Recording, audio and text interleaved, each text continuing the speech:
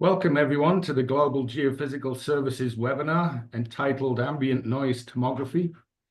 My name is Kevin Hansen. I have a 42-year career in seismic acquisition, mostly on land. I have a background in electrical engineering and geophysics, and I'm currently VP Ambient Noise Tomography for Global Geophysical Services. We will be educating you today on Global Geophysical Services and Geophysical Technology, Inc., both what we do and the NuSeis technology that forms the core of our services. We will then move on to a more detailed discussion around ambient noise tomography, the science behind it, and some examples of its use. Throughout the presentation, if you have any questions, please type them into the QA section below through the menu bar.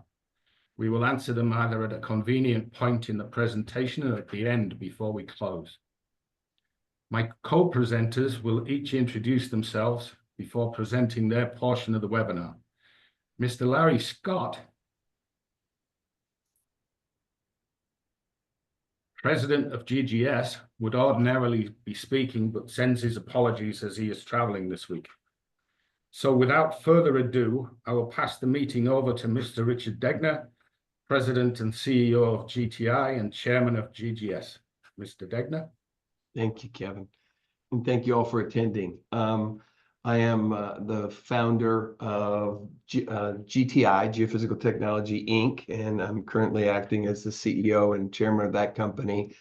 And GTI has common ownership with Global Geophysical Services. So we are consolidated when we report. We have common shareholder network. Our ownership consists of our employees. We're proud to be an employee-owned company, and many high net worth individuals that have accomplished careers in resource development, energy, and geoscience industries. Combined, GTI and GGS, what we'll call today Global, has over $300 million of backlog. We have a very strong balance sheet, rich in modern seismic technology, and we have negligible debt. Global's geophysical is a service offering. It's a pure play, autonomous, nodal, pure play technology platform. We own and have access to very large channel counts, and we leverage that into very high quality Earth images and Earth monitoring. Slide, I can move that up myself there. I guess I was already supposed to have done that. I'm sorry. So that was my first slide. Second one, so what do we do and where do we do it? Global offers seismic services using single and multi-component passive and active source techniques and projects, both onshore and across the transition zones and across the seafloor. Water bodies should not be a hindrance for an ANT project, for an ambient noise tomography data collection project. If you have an ambient noise tomography project that includes glaciated environments, lakes, rivers, or oceans, our NuSeis technology can provide you continuous, uninterrupted, high-quality seismic coverage in all those environments. For project design through data collection and data processing and interpretation, Global has an operational and geoscience team to provide you optimal subsurface characterization, optimal resource development, and risk mitigation. Next slide. So we own and have access to over 300,000 channels of seismic, over 130,000 autonomous nodes. Our NuSeis platform is extraordinary in many ways. If you can see this graphic okay here, you can see that inside each one of our nodes, we have this little brain. We call it an ECAB. It really doesn't matter which of our nodes you're talking about. They all have that same brain inside of it. And that brain or ECAB records either 1, 2, 3, or 4 different channels. So our product is transformable, meaning you can have some units with external connectors. You can have some units with battery duration of certain a certain number of days. You can increase it by swapping the lower end of the unit to a unit that has a larger battery, longer life. So if you need 10 days, 20 days, 40 days, 80 days continuous power, we have different nodes that provide that. You also have flexibility on the different geophones that are inside the unit. So if you want to go with a very low hertz, 2 hertz geophone on a particular project, or you have a engineering project that requires extremely high frequencies and you want to swap it out, in 2 minutes, you can open up our unit, change out the geophone. All of our nodes are made out of Lexan. Lexan is the same material that's in the windscreen of an airplane. So it's very durable, withstands extreme temperatures. They've been chewed on by polar bears. They've been chewed on by wild boar here in Texas. And I don't want to say they're completely indestructible, but we have customers that when they run active source projects and they run over them with a vibrator, they tell us that the coupling just gets better. So it's an extremely reliable, durable product. Let me move up here. The ecosystem with all of our nodes is compatible, meaning the electromechanical interface of all of our nodes is this dome right here. And that dome is common on all of our nodes. And so the computer software and the systems all revolve around these data management panels where you just simply bringing it in, pop it in place, it pulls off the data, recharges the battery. We have several million lines of code, very robust systems, including a navigation tablet to deploy the unit. The tablet also provides you quality control so you can verify that the units based on its QC broadcast are recording properly. I can answer a lot more questions about the nodes, but I think we're here to talk about ambient noise tomography. So I'll turn it over to Tom Fleury. Tom Fleury and I went to Carl School of Mines together and studied geophysics years ago, and both hired on way back in the 80s, late 80s, wasn't it, Tom? Early. And we've been working in the seismic geophysical industry ever since. Tom is our VP of Geophysical Technology and is the mastermind behind our ambient noise tomography imaging. Go ahead, Tom. Thanks for the introduction, Richard. Yeah, as Richard mentioned, unfortunately, most of the people on this call have been in the business for 40 plus years, so 42 years, including 21 years with Schlumberger. More than a decade with the first Global Geophysical Services, and then 10 years, the last 10 years working with GTI, GGS, and Ambient reservoir monitoring. So back in 2010 or so, First Global Geophysical started getting interested in passive seismic methodology. And part of that is exactly because, as Richard mentioned, nodal technology came into play about that time. And what nodes offer everyone the ability to do is to record the wave field continuously as long as you want, very efficiently. 20 years ago, we were all using cabled systems. You can't spread those channels out. It becomes expensive to listen at night. Generally, you don't put observers in there all night, and at least not in the US. And so, all of a sudden everything changed because instead of just listening to the earth while a vibrator was going on, it was being swept, or a dynamite shot was going on, we were listening all the time. And so we started looking at what we could do with those passive recordings during active surveys and got good at looking at that. At those full wave field, long duration signals. Then about 2 or 3 years ago, we started reading a lot more about ambient noise tomography being used, particularly in the mining business. We first crossed paths with it in the geothermal business, but it really came out of the earthquake monitoring and more particular nuclear test ban treaty. And so where this business came from was really the global scale and looking at full Earth phenomena, and then gradually got smaller and smaller in scale, so where people started looking closer and using it for mining and in the top 1,000 meters of the subsurface. So specifically, the way ambient noise tomography is different than a lot of the other passive methodologies is that we're specifically looking at Rayleigh waves. Now, ANT can be used with love waves.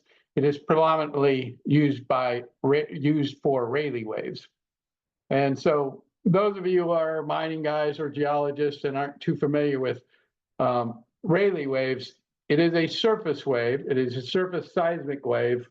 And because it travels along the surface, it can travel for great distances with very little attenuation. And this is why it was so good for nuclear test ban treaties and global studies, because, you know, a half a hertz Rayleigh wave will cross continents, basically.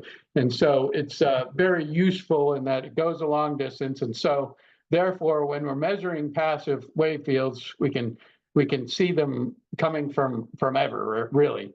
And so in the case where a lot of the uranium is in the North American continent, you know, up in the Canadian Shield, a lot of the Rayleigh waves will be coming from Hudson Bay or the Arctic Ocean. You know, if you're on the west coast of the U.S., it'll be coming from the Pacific Ocean. So these are your big low frequency sources of Rayleigh waves, and these are great for use in ANT. Now, you can also in certain places use anthropomorphic sources, i.e. so man-made sources that might come from trains, industrial equipment, mines, certainly some of the early work done that, you know, some of the really cool work was done like in Los Angeles and places like that, where you get Rayleigh waves coming from all direction. And so if you look at this little diagram here, you know, we're showing a bunch of signals crossing and coming to the spread from all over the place. The reality is, you know, if you're out in the middle of nowhere, it may just be coming from one direction, and that's an important thing to know. So let's move on to the next section. So what I'd like to cover today is, you know, primarily how do we get from that wave field that's just bumping along the surface of the Earth and then produce something that's useful for mining or geothermal or anything else that is being used for these days. So, you know, a typical ANT raw field record coming from those nodes that Richard just showed you just looks like a bunch of random traces, right? Because that's what it is. I mean, if you were doing an active 3D survey and you stopped putting a source in the ground, you would just see jitter all over the place. But in reality, there's signal behind that, and we need to get to it. And so how do we get to that? Well, it's a three-part processing flow. And so the first thing we're going to do is we're going to measure the Rayleigh wave velocity. And in order to do that, to get from a very noisy looking record to something that looks like a seismic data train, we need to do cross correlation. And then, so the first part of our flow is cross correlation and velocity measurement. The second part of the flow is to take those velocity measurements and then get that into an aerial map of those velocities. And then the third part is to convert that aerial map of velocities into a shear wave volume. And so what you see on the right here is the final product, and that's the product the mining industry needs, which is where's the high velocity, where's the low velocity, where's the faults, you know, and what's the general structure look like. And so, you know, we get something from something that's very random looking to something that's useful. Now, to the engineers and geologists, you know, they'll probably say, well, why do I need to know that? Well, you know, we think you need to know it because there are reasons to know it that affect costs. They affect how you do things in the field. They affect how you design your survey. And also, you just need to have faith in the methodology, right? And so, unlike I think some of our competitors have done in the past, is that, you know, we don't want this to be a black box. We want to demystify the processing flow so that just like if you were an oil company and you have a geophysicist on staff, he knows exactly how the processing is done. He knows exactly how we get to the answer, and he knows how that affects the interpretation of the data. So let's talk about the first step. So the first step, as I said, you start with that random looking data collected out in the field, but we need to have something that we can measure velocities on. And so the process is called cross-correlation. Cross-correlation is a relatively simple seismic process where you take two traces, you do a serial multiplication, and when you do that, when the two traces are very similar at the same spot, you get a big amplitude. When they're very different at the same spot on the multiplication, you get a negative or low answer. And so it tells you when those traces are similar. And so in this case, at the top of the screen on this diagram here, we're showing you a bunch of cross correlations, and they're organized. On the left side is the 0 offset, and on the right side is the 6,000 meter offset. So you're looking at traces going from almost nothing, very close together, to 6 kilometers apart. So where those traces are similar, you see a high amplitude, and where they're different, you see basically noise. Now, in this case, now that we have something that looks like a seismic record, that big event that I've drawn the straight red line to that says 4,000 meters per second, that's actually a mode 2 Rayleigh wave. And so when you look at that and you know that it's moved out, over the 6,000 meters, it's moved out 1.5 seconds, you can calculate that and you can come up with a velocity of 4,000 meters per second. So there's no mystery here. You measure Rayleigh wave velocities and you measure them off cross correlations. The interesting thing is where it does get complicated is that, there's not just one mode of Rayleigh wave, and that's probably beyond the scope of this first introductory talk, but, the fundamental mode of the Rayleigh wave here is up at 2,000 meters per second. I've drawn a line on it, and it's much less obvious than the first two modes. And so a lot of people tend to want to use automated methods of picking. We don't use automated methods of picking. I mean, we automate the process, but we think it's important to identify exactly which mode of Rayleigh wave you're looking at, because if you don't know what mode you're looking at, your inversion won't work. So again, simple in terms of the overall flow, complicated in some of the details. But, so basically when we look at this, we pick these velocities, and at the end of this step, we no longer have seismic data. What we have is a bunch of measurements of Rayleigh wave velocity from receiver to receiver. So from point A to point B. So we're done. And unlike active seismic, where you give a client a seismic section that has a bunch of seismic traces, in ambient noise tomography, the client never sees seismic traces, right? What he's going to get in the end is a shear wave velocity. And right now, at the end of this phase, what we have is a bunch of velocity picks at points.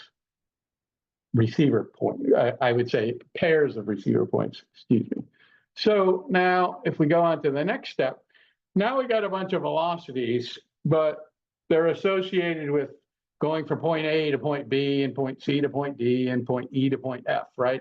Well, client can't do anything with that. So we need to get to a map of velocities. And so if we look at this very simple diagram here, if we had 16 receivers and we look at all the possible ray paths between them, where those cross, and then we put a grid of cells on, and at each one of those cells, we're going to want to see what the velocity is at that cell. And so all these cells have these intersecting ray paths going across it, and each one of those has a velocity, an average velocity associated with it. So in terms of geophysical algorithms, what we use is called tomography.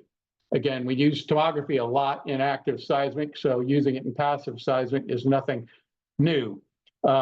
It's pretty simple, really, when it comes down to it, which is you have a bunch of ray paths, they have a bunch of velocities, and you can solve for the velocity in each one of those grid cells. So we had a velocity from point A to point B. Now we got a velocity at grid cell 1001 or grid cell 1002. Where it gets a little complex is you do that for each velocity measurement, but you also have to do it for each frequency measurement. So, and then we also have to do it for each Rayleigh wave mode. So, you know, in a typical ANT survey, we might be having 20 or even 30 of these tomography runs, because we might have 7 or 8 frequencies and 2 or 3 modes, and you know, it just, you know, the permutations get larger, right? But at the end of step 2, what we got is maps of velocity. So again, this is good, and you can start to look at this. In some cases, you can look at those maps of velocity and say, oh, I can see a fault, or I can see a high spot or a low spot, and that might actually correspond to something I'm interested in. But the reality is what you really need to get to is a volume, right? So you need to see what's fast, what's slow, where's the faults, and where in the volume, right? And so that's the next step. And this is where it gets a little more complicated geophysically, but maybe not as complicated as people that aren't familiar with the method would make it sound, right? And so you have those aerial maps, and if you look at that in frequency, you'll have frequency on the, you know, at any particular point, you'll have frequency on this x-axis and velocity on the y-axis, and so that's called a dispersion curve. And so again, as I mentioned earlier, the low frequency waves will be coming over from long distances, and we can measure those because they've gotten, you know, they're coming from a long way away and they're high amplitude, and we can measure them. And so we can't measure every frequency. In this case, we've only been able to measure part of the frequencies that we are interested in. But so now that we know the Rayleigh wave velocities and we know the relationship between frequency and velocity, now we need to get to shear wave velocity, because that's a petrophysical property, right? That's a rock property that you need to know. And so if you look at the diagram on the left, this is shear velocity on the x-axis and depth on the y-axis, right? And so the good part about this, about Rayleigh waves, is for many decades, they've known how to determine from a shear wave velocity profile what the associated Rayleigh wave dispersion curve looks like. So you can do a loop, and you can do a process called inversion that then says, if I have an observed Rayleigh wave dispersion curve, what shear wave velocity is associated with that? What shear wave velocity profile? And so the way the process works is you start out with a 1D depth model. It's any input model. It really doesn't have to be that accurate. The computer generates a forward model, compares that with the dispersion curve, looks at the error, decides what way the shear model needs to be moved, computes that, adjusts the shear wave velocity model, and then repeats the process. And so after 4 or 5 of these iterations, we're going to end up with the right shear versus depth model that equates with the measured Rayleigh wave velocity field. So inversion, you know, again, it's a little bit complicated geophysically. It's complex when you have to do it. But from a theoretical perspective, all you really need to know is that we've measured a bunch of dispersion curves in the field. Now we can get to a shear wave volume. And the process is done on a point-by-point basis. So we're doing this on a bunch of different cells. And then in the end, we get to the final product, which is this, a shear wave velocity volume. So this is what everybody, I think, that is on this call is interested in, right? This is what you as an explorationist, you as a mining guy wants to know, which is what's the rock property of, at depth, that I'm interested in. And so in this case, we can look at that in several ways, right? So the top left corner, we're looking at a map view. So we're looking down on that. And so this would be 600 or 700 meters down in the earth. The hot colors represent high velocities. The cold colors represent low velocities. And we can see we've got this rift here in the middle where we got much slower, we got much faster velocities.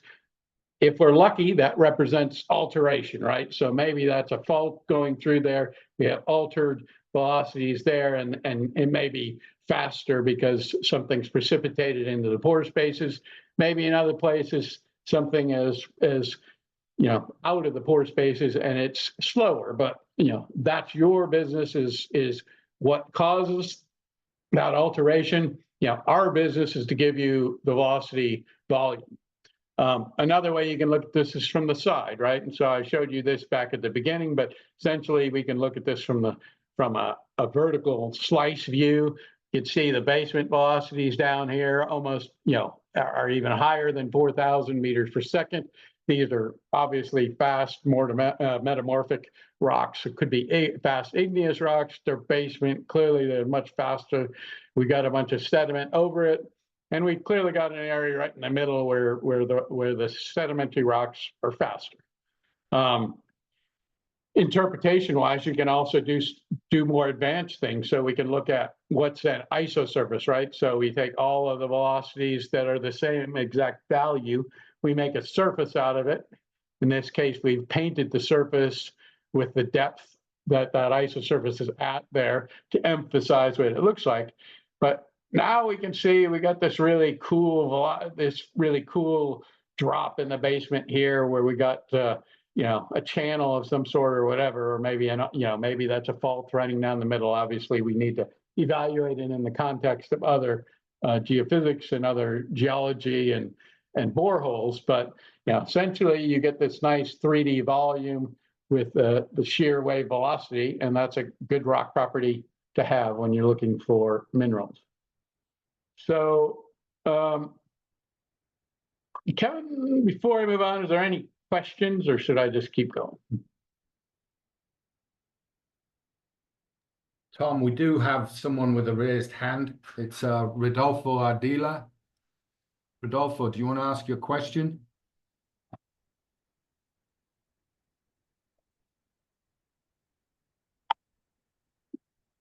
Rodolfo, you're muted at the moment. Can we unmute him? I clicked on it. All right. Okay, Rodolfo, if you just, if you can't unmute, then if you can text that question or put that on chat, we'll get to it. So, the next 5 minutes or so, I do want to talk briefly about survey design. This is important from a perspective of how are we going to get your data for you and how much does it cost. So one of the things we talked about on the last section was something called dispersion curves, right? And so that's velocity versus frequency.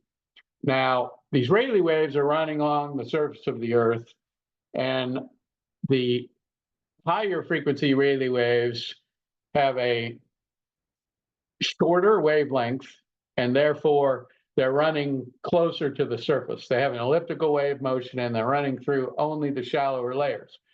As you get to the lower frequencies, they're much longer wavelengths, and they go deeper. And so you can call that Rayleigh wave sensitivity.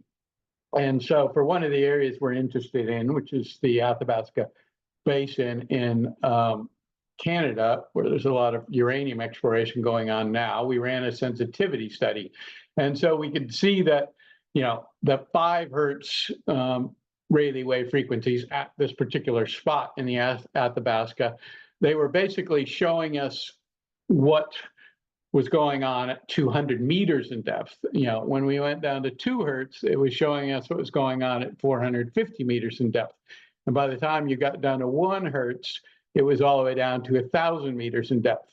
And so where this becomes relevant is 2 things. First of all, if you have a particular target of exploration, then that does determine what frequencies we really need to acquire the data on. And so that could come back to, Richard mentioned NuSeis is flexible. So maybe we need a very low frequency phone if you're really interested in very deep data, or, maybe if it's higher, if you're only interested in the shallow, we could go with a 5 hertz phone. So there's some issues there that we can sort out.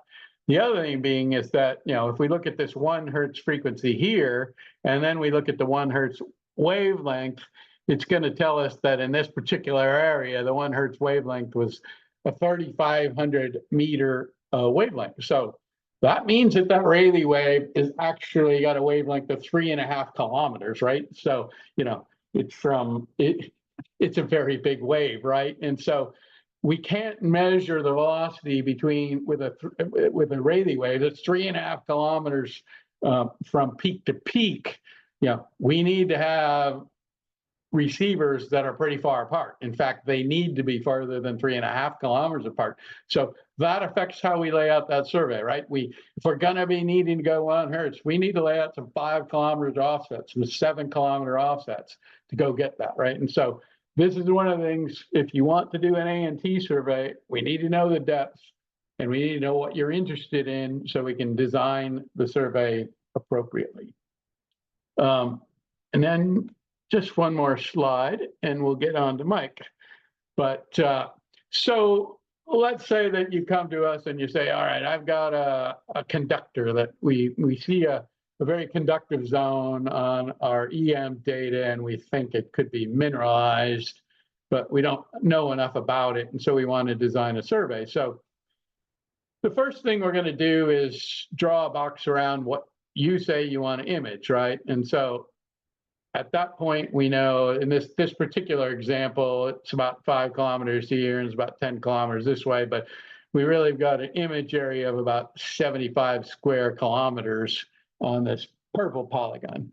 Well, the first thing as a geophysicist with 40 years of experience designing active surveys, I'm going to add some aperture because there's no geophysical survey that doesn't have aperture. You have to put receivers outside the area you're interested in. So in this particular case, we're going to draw another box, the blue box. We're going to say, all right, we got to lay out receivers all the way out in the blue box, and that's going to be 105 square kilometers. And then we need to look at that offset we just talked about on the last slide, which is, okay, I need to get down to 1 hertz. So I need a 7 kilometer offset or 10 kilometer offset crossing this conductor, right? So, and then we also might want to know where's our energy coming from, because if we've done a survey before and we know that the energy is only coming from Hudson Bay, which is typically the case in the Athabasca, then we can figure that out and take that into the design as well. And so we do look at this, we look at what you want to see, we look at what we know about the area, and then we can design a survey. So one of the great things about nodes is that they're relatively cheap compared to cable systems, and certainly compared to systems that transmit via satellite or other wireless methods. And so nodes can be deployed, literally we can put out 1,000 nodes, or we've done passive seismic projects with 5,000 nodes. And so typically it's not a problem to cover the whole area. So in this case, if we were going to design an ANT survey for this 105 square kilometers, we'd lay out several hundred nodes. In this case, the diagram on the top left here is 635 receivers. Now, just to compare to what some of the competitors will be selling, which would be satellite linked nodes or some other kinds of nodes that might be more expensive and more limited in the number you can lay out, right? And so let's say we could only add 150 nodes. Well, to do the same survey, I could only lay out this little green area, right? So that has implications economically and geophysically. The economic impact is that if we then want to do the 105 square kilometers and we want to get decent measurements on our velocities, we're going to have to actually do 6 overlapping surveys. So, if you only had 150 nodes, you can't do a 650 node survey. You've got to go out with your 150 recorders and overlap. So that's a big economic issue. The bigger problem, though, is actually geophysics, because what you can see here is I've drawn on this top diagram. If we have a receiver over on the right side of the area, and we have a plus and minus 20-degree azimuth off the azimuth from our source. In this case, we're just assuming a source only at Hudson Bay in this case. Now that receiver can actually be measured against 283 other receivers, right? So that one receiver gives us 283 velocity measurements, and probably at 10 or 20 frequencies. And so we've got 5,600 velocity measurements that we can get from that one receiver.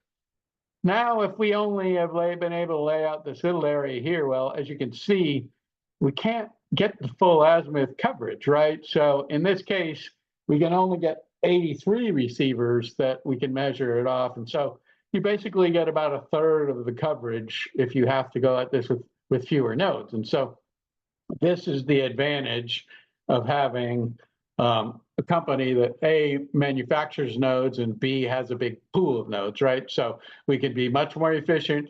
We can record every possible azimuth. And then we can also, if we need those long offsets, we can make the survey bigger and record even longer offsets. So I'm going to stop there, Mike, and let you take over.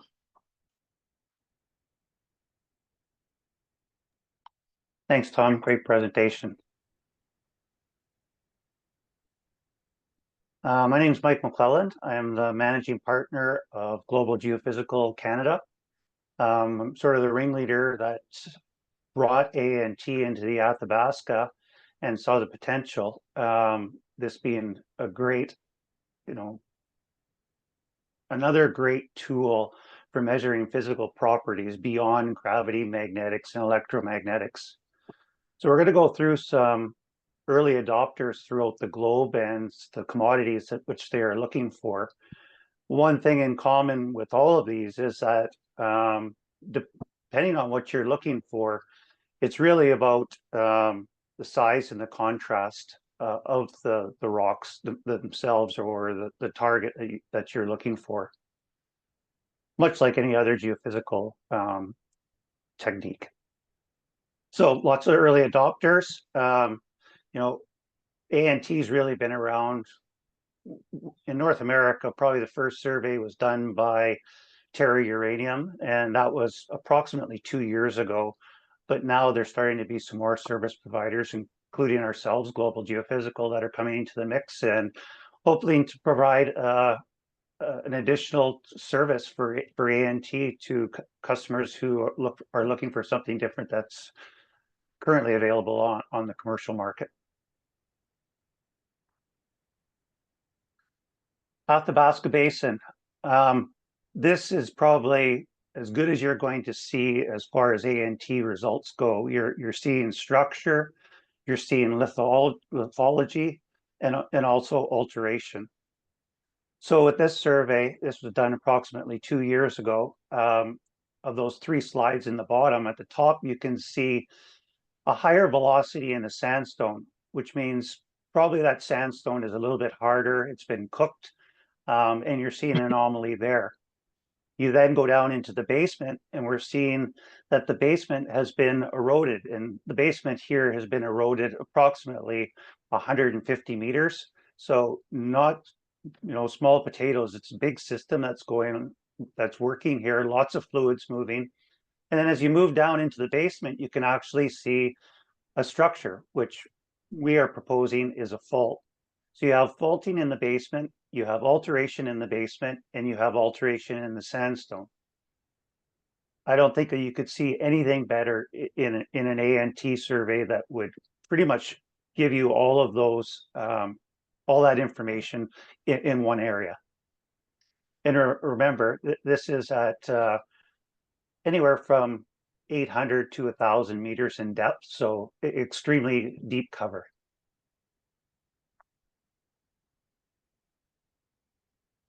When we look at the velocity model for this area, again, you can see in the upper sandstone, you can see a higher velocity in the upper sandstone, lower velocity at the unconformity. So you're almost getting an inversion of the velocities. The basement is slower and the sandstone is higher velocity. The yellow trace there would be a Z-TEM conductor, and the other lines are structural interpretation. So pretty sweet area. You know, you have two structures that are intersecting. You have your conductor and all of these alteration as well as structure in the ANT. I wouldn't say you couldn't say that this would be a tier one, wouldn't be a tier one target. Additionally, you can see when we sort of look at it in a slice, you can see the altered sandstone, the weathered trough, as a lot of people are calling it, and then you have your structure that is into the basement.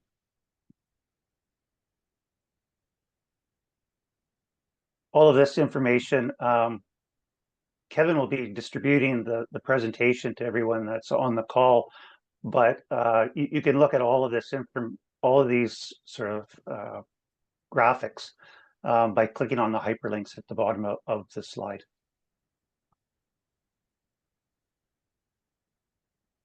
BHP in Arizona, they did a survey. They're one of the early adopters as well. Same thing that they're seeing with copper mineralization.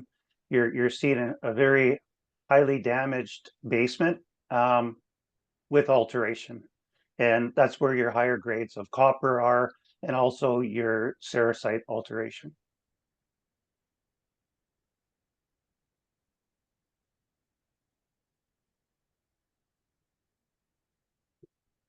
Oops. Core lithium, just due to copyright infringement of using the images, I just put the news releases, so you'll have to bear with me as I explain what the image looks like, but feel free to look at them once you do get this presentation from Kevin.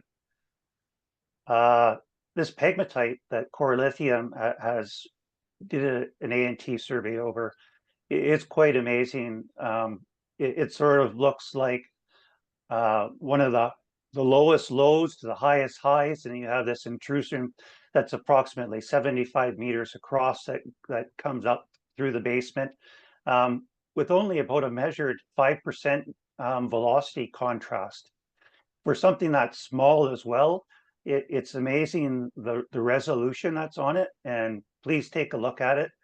The one thing that I saw with this, you know, whether it's pegmatites or kimberlites, it is certainly, if you have the contrast, which you would have in the kimberlite example, it certainly would be a game changer to give you more certainty in your other physical properties, whether that be magnetics, electromagnetics, gravity, and layer over top of that ANT. It certainly will cut down on your drilling costs and your, I guess, duds.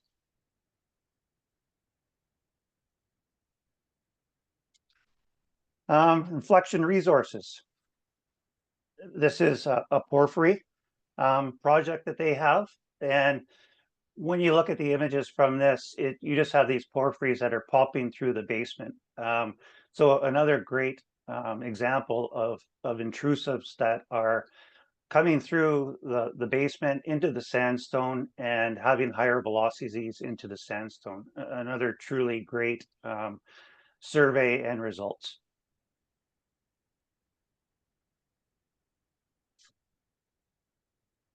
Code of minerals. This is an IOCG, and this is pretty neat that you see the sandstone has been altered where the copper mineralization lies above the basement. And similar to the uranium example that I showed you earlier, you're seeing this higher velocity of hopefully altered rock that has been mineralized.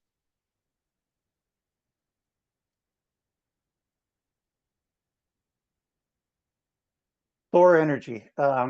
This is a copper, and again, a very discrete velocity low over top of the mineralization, where you're getting these weathered troughs from fluids moving around in the basement, but also into the sandstone. Another great example of an early adopter that has been successful with ANT. And again, lining up with their electromagnetics and magnetics. I don't think there was gravity on this one, but certainly giving you 3 bullets in the chamber for success, that's for sure. In this store energy one, that was a orientation survey. It contains about 125 million tons at 0.14% copper, and 71 million ounces or 71,000 ounces of gold. So not a small deposit by any means.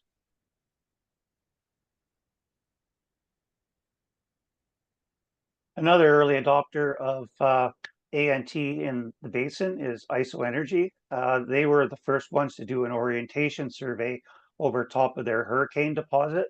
And if you look at much of their news releases and literature on their website, where you see the deepest velocity lows at the unconformity going into the basement, it is defining the actual ore body.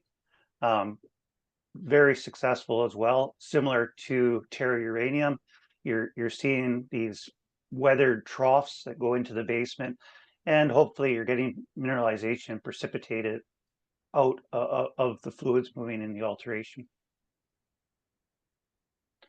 As I said, these are all available looking at the news releases. This is in Nunavut, Canada, Forum Energy. They did an orientation survey over a couple of their prospects of mineralization. What they found there, because there is a very thin, I would say, till veneer, then going straight into basement rocks, that anywhere that you have the mineralization, below the mineralization, there is a velocity low. Anywhere that is barren, that does not have anything, you have higher velocities going into the basement that would, I would assume, make you think that there was not any alteration or fluid movements in these areas. And they've extended their targets over 1 kilometer from their known deposits and along a fault zone.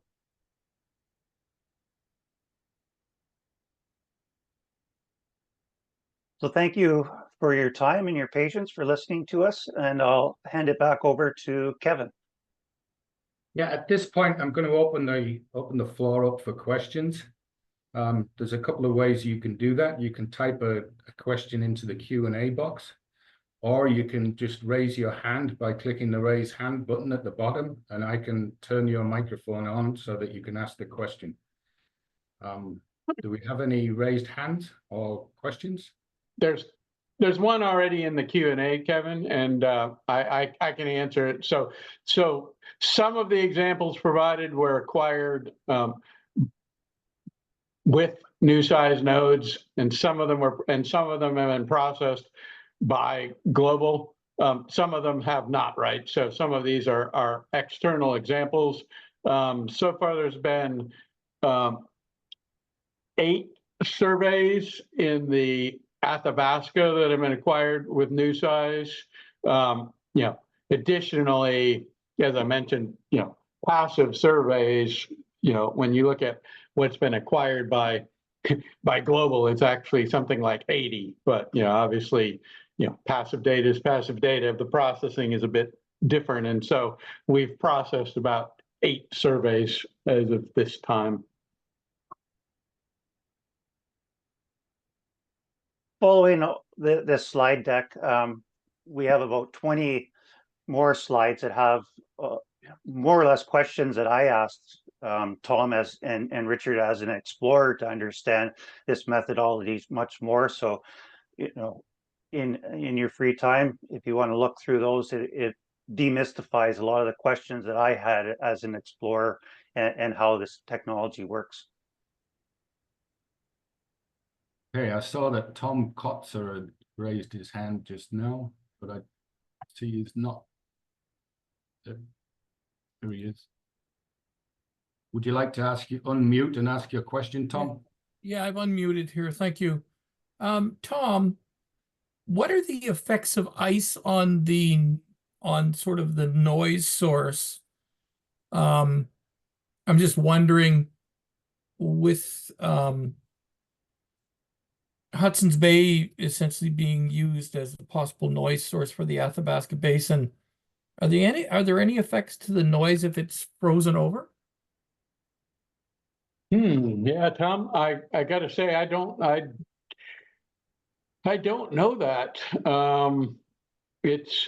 I think some of the lowest frequency effects are probably from the actual, the water sloshing around on the basement. I mean, because some studies have been done on and not just Rayleigh waves, but on passive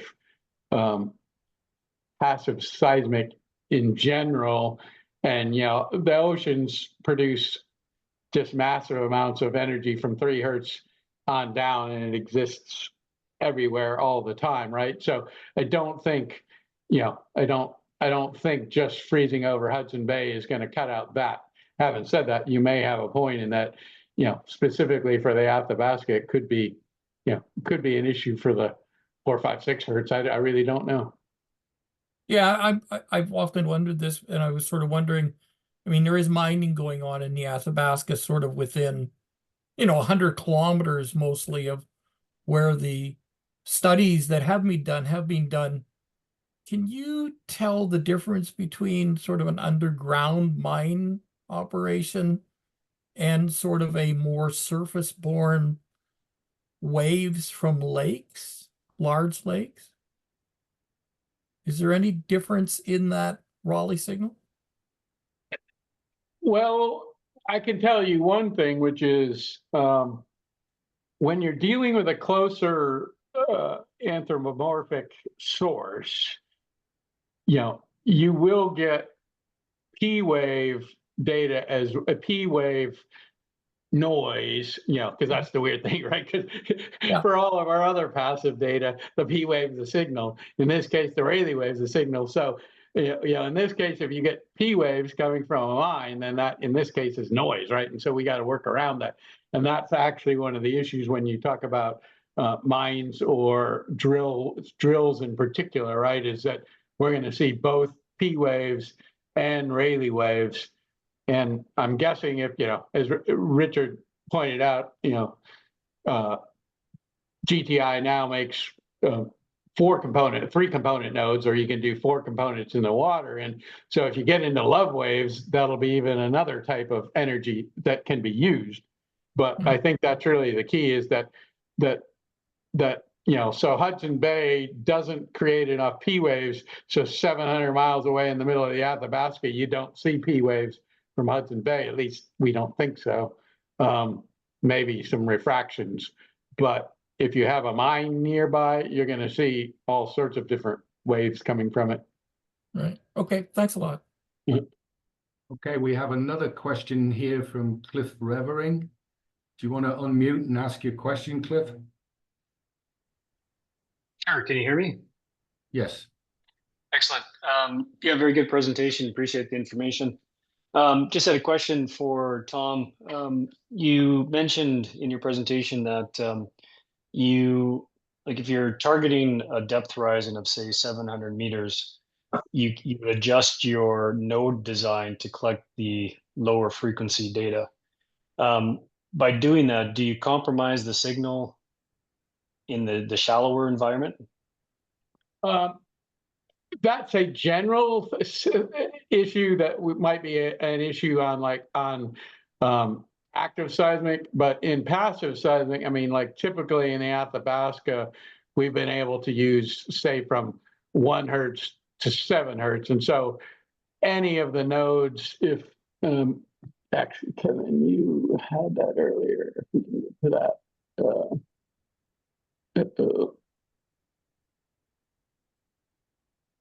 If we, yeah, okay. So these would be 3 different geophones.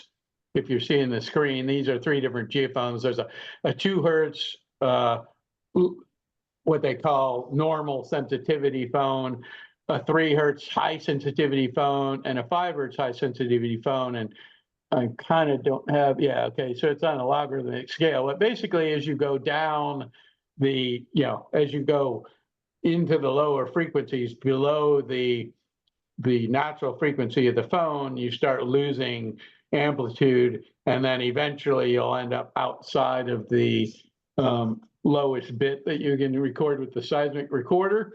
So, but to the right of this, I mean, essentially any of these phones can go all the way out to 100 hertz. And, all we're interested in for A&T is typically, even if you were super shallow, I don't think you'd get past 20 hertz. So the short answer is, in general, you got to worry about both ends, but in this particular case, the high end isn't anywhere. We're not anywhere close to hitting the high end. Okay, thank you. Tom, there are some more questions in the Q&A box if you want to answer some of them. The ones that we don't answer today, I'll answer and send out an email with the question and the answer to it. But because we're coming towards the end of our time, but I think we can answer one more question, Tom, if you want to choose. I can hit a few of these real quick. So the example we showed, processing deliverables, that was done with a 5 hertz phone. The sample rate, I mean, we tend to record at 2 milliseconds because we can. 4 is plenty. The higher sample rate can help us get rid of some other noises. The signal for 4 milliseconds is more than enough sample rate. Strategy on survey design.